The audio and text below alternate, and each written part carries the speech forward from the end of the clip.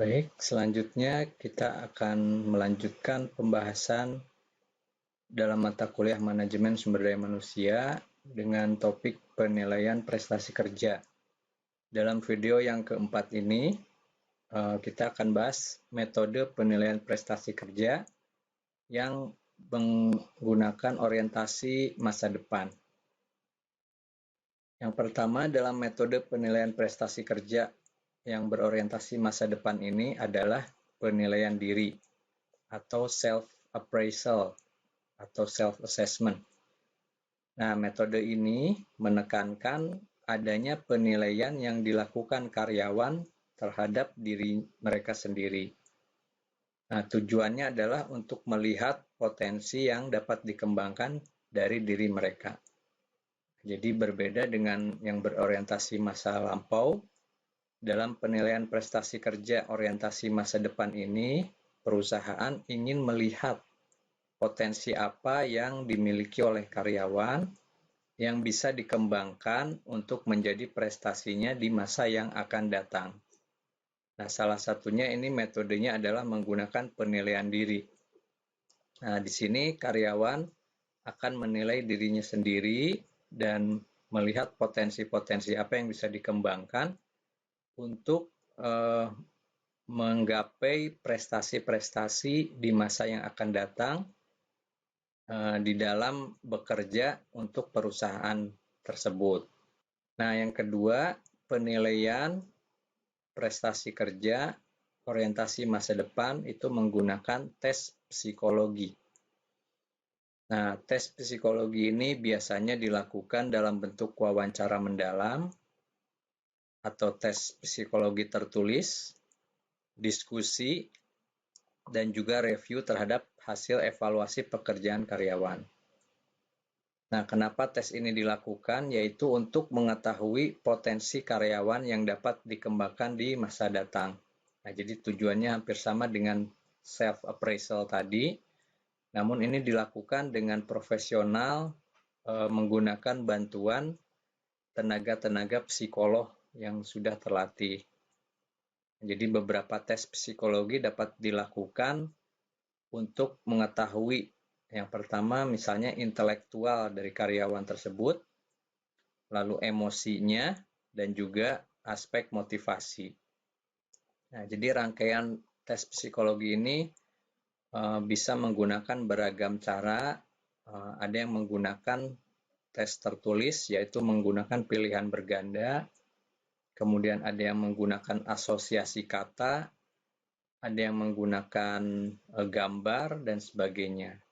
Nah, ini memang dilakukan oleh psikolog yang profesional, bisa juga dilakukan wawancara atau juga diskusi. Nah, nanti akan diketahui apakah karyawan tersebut memiliki potensi untuk dikembangkan di masa yang akan datang ataukah perlu pembinaan lebih lanjut. Nah, kemudian ada pula Management by Objective atau MBO. Nah, ini metode penilaian prestasi kerja orientasi masa depan yang diperkenalkan oleh Peter Drucker. Nah, Peter Drucker ini bisa dikatakan adalah bapak manajemen kalau dalam ilmu manajemen, seperti halnya Peter Kotler dalam ilmu marketing. Nah, manajemen by objective ini adalah sistem yang menggambarkan kajian tentang target yang hendak dicapai. Ini adalah kesepakatan antara supervisor dan bawahannya. Biasanya itu dilakukan di level manajerial. Nah, jadi akan dilakukan diskusi, kajian-kajian, kiranya target apa yang akan dicapai di masa yang akan datang sesuai dengan kemampuan si karyawan tersebut atau si manajer tersebut. Kajian tentang bagaimana baiknya bawahan berprestasi ini selalu ditinjau ulang dan dilakukan secara periodik. Kemudian ada uji coba selalu dibuat untuk menuliskan target dari segi kuantitas. Nah, memang untuk pencapaian target ini juga dihitungnya secara kuantitas, misalnya target penjualan ya, atau target zero complaint misalnya, atau persentase komplain yang akan menurun, atau misalnya efisiensi produksi. Nah, itu beberapa contoh target yang hendak dicapai sehingga bisa dinilai prestasinya oleh manajemen. Nah, kemudian ada juga kendala-kendala dalam penilaian prestasi kerja, baik yang berorientasi masa lampau maupun yang berorientasi masa depan. Yang pertama itu adalah pemilihan metode terbaik. Nah, memang ini selalu menjadi kendala, metode apa yang terbaik untuk diterapkan dalam melakukan penilaian prestasi kerja. Nah, hal ini akan sangat tergantung pada pendekatan metode penilaian pada pekerjaan yang akan dinilai. Jadi jenis pekerjaannya juga akan menentukan metode apa yang terbaik untuk digunakan. Nah, contohnya ketika jenis pekerjaannya tadi manajerial yang harus menetapkan target, nah mungkin itu harus yang berorientasi masa depan dengan metode manajemen by objective. Nah, tapi kalau misalnya tujuannya itu ingin mengetahui potensi dari karyawannya, mungkin bisa dilakukan self-appraisal atau tes psikologi. Nah, ini juga tergantung pada berbagai faktor dalam organisasi, seperti prosedur-prosedur yang ada di organisasi itu, iklim organisasinya seperti apa, dan juga budaya organisasinya juga bisa mempengaruhi. Misalnya contoh kalau di perusahaan perjalanan wisata itu yang iklimnya lebih kreatif, tentu saja mungkin penilaiannya akan lebih cocok dengan metode wawancara atau mungkin juga dengan manajemen by objektif, karena bisa menggali apa sasaran-sasaran yang akan dicapai di masa yang akan datang. Nah, juga bisa menggali ide-ide kreatif dari karyawan tersebut sehingga bisa kita nilai prestasinya. Nah, tapi kalau budaya organisasi seperti di pabrik-pabrik, nah itu mungkin yang orientasinya hanya kepada hasil kerja saja. Nah, mungkin lebih baik yang penilaian masa lampau. Nah, kita bisa menilai dari mungkin menggunakan skala, itu dia dinilai sejauh mana prestasinya, atau juga menggunakan checklist. Nah, kendala berikutnya adalah adanya kesalahan dalam penilaian. Kesalahan dalam penilaian ini yang pertama bisa dipengaruhi oleh halo effect. Nah, halo effect ini diambil dari istilah kejadian alam.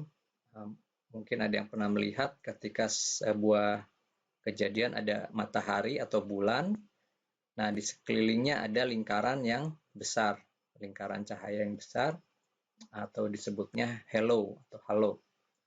Nah, di dalam penilaian prestasi kerja, hal ini pun bisa terjadi ketika si penilai melihat karisma-karisma yang mengelilingi dari karyawan yang dinilai, sehingga ada subjektivitas. Nah, jadi menganggap si karyawan itu misalnya karena dia ramah atau penampilannya menarik, sehingga mempengaruhi penilaiannya menjadi baik. Tapi padahal mungkin prestasi kerjanya tidak sebaik itu. Kemudian ada kecenderungan menilai rata-rata cukup. Ini juga memang biasa terjadi ketika melakukan penilaian menggunakan skala rating. Mungkin karena sang penilai ragu apakah baik atau buruk, mungkin dia juga menilai ada beberapa akibat yang mungkin ditimbulkan dari hasil penilaiannya, sehingga memutuskan untuk menilai rata-rata cukup atau di tengah-tengah. Nah, yang ketiga, karena kemurahan hati. Nah, ini juga ada unsur subjektivitas. Mungkin karena sang penilai itu merasa dekat dengan bawahannya yang akan dia nilai, dia khawatir mempengaruhi nasib dari karyawan yang dinilai, akhirnya bermurah hati, sehingga penilaiannya tidak objektif. Nah, demikianlah metode penilaian prestasi kerja yang berorientasi masa depan. Nah, bisa disimpulkan bahwa dalam penilaian prestasi kerja itu bisa menggunakan beberapa metode yang berorientasi masa lampau maupun yang berorientasi masa depan.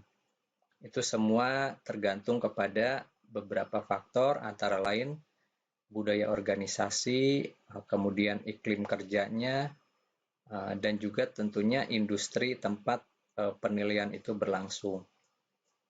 Jika industrinya itu memang menuntut kreativitas, tentu akan menggunakan metode yang lebih sesuai, menggunakan orientasi masa depan yang mengutamakan pencapaian target dan juga menggali kreativitas. Tetapi yang industri yang mengutamakan hasil kerja tentu akan lebih sesuai menggunakan metode penilaian masa lampau, bisa itu menggunakan skala, rating, menggunakan checklist, atau juga secara essay dan wawancara. Demikian pemaparan mengenai penilaian prestasi kerja.